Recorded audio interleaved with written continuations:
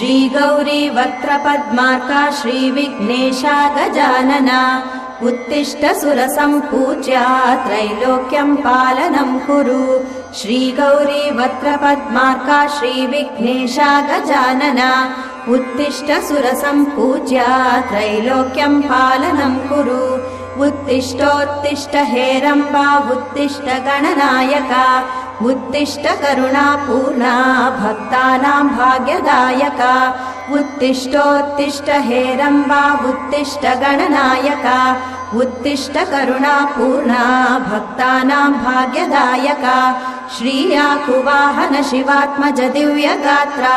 श्रीभिन्नदन्तधनुजान्तक सूक्ष्मनेत्रा सर्वार्ति दुःख शमना फणिराजसूत्रा देवा गणेश्वर विभो तव सुप्रभातम्।